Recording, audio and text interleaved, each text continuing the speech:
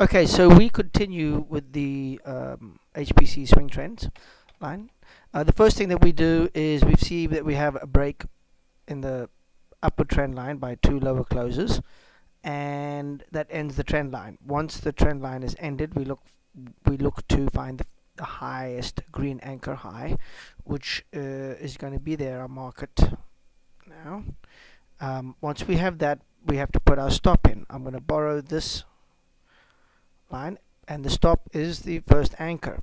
Okay, any close above that, we end the we that's basically, it's not so much the stop as it is the temporary trend line. Okay, in order for a downward trend line, we now have to look for price action to move at least to touch either three price channel quarters, meaning there's 1, 2, 3. So I'd have to touch this line or move a distance of half the price channel, whichever comes first. Okay, so with that said, we start moving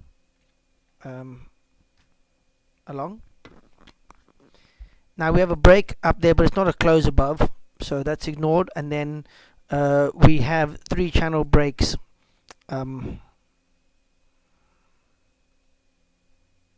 over here. Okay, so we have a touch there, a touch there, and a touch there. Now that is sufficient, even though it's not half a price channel. Half a price channel would have been down there somewhere, but this price channel moved up, so it's passes the test.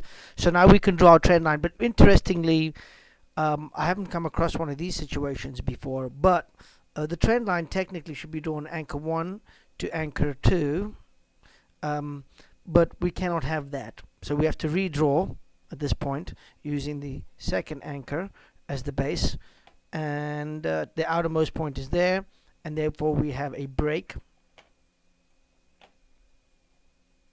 on that bar, and we end the downward trend line and look for the upward trend line.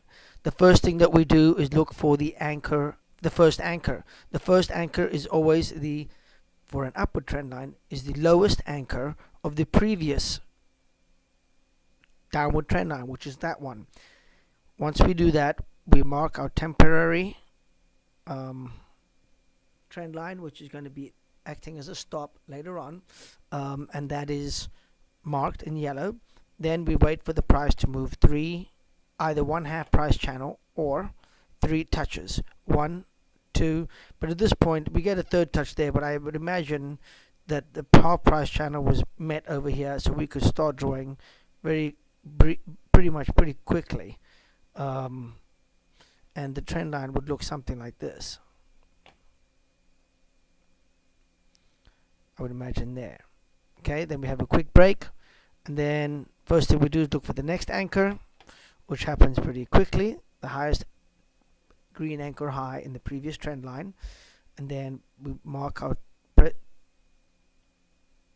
temporary trend line, which is horizontal in yellow, and it gets broken pretty quickly.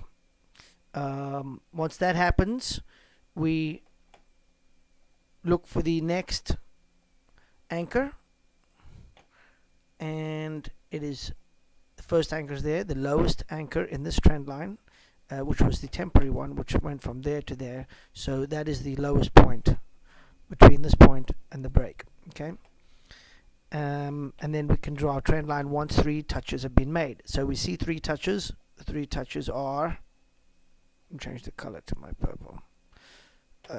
There's the first touch, second touch, third touch, permission to draw. Trend line will look there, take the steepest, and then we have, looks like a break over here. Then look for the first anchor for the downward trend line, highest point, which will be this one.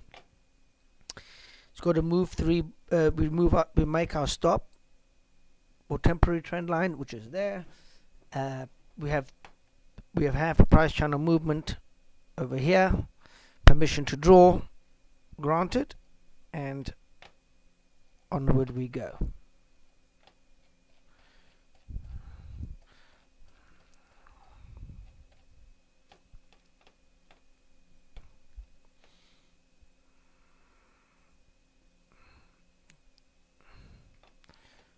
Okay, there's your line, and there's the next line.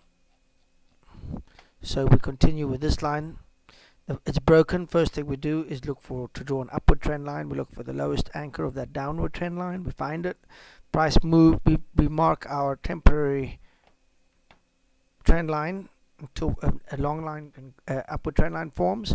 Our threshold is met, so we're now permission to draw a pretty steep line, and we get a break over there and start the whole process over. First thing we do is find the anchor, which is here.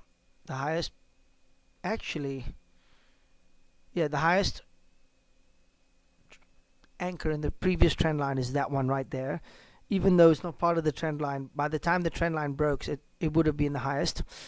We mark our temporary downward trend line, which is horizontal. We wait for price action to move to touch 3 or have half a. So there we have the third one. There it is right there. Okay. Now again, notice that this break is not a close above, so it doesn't count, and our trend line's threshold is met after this line being drawn over here. We have 1, 2, 3, or at least a half a price channel, so they have more or less the same time, so that we get permission to draw. Again, we can't have an upward sloping trend line, so we draw like that. And let's have a look. Okay, so this is an interesting place. This is an opportunity to redraw. Here we have a break above, but it's not too higher closes, and another anchor forms over here, but these are not higher closes. So this gives us permission to redraw, and I'm glad it came along. So we now redraw this line using the outermost first anchor still, or the most recent one, like that. And then the same thing happens again here.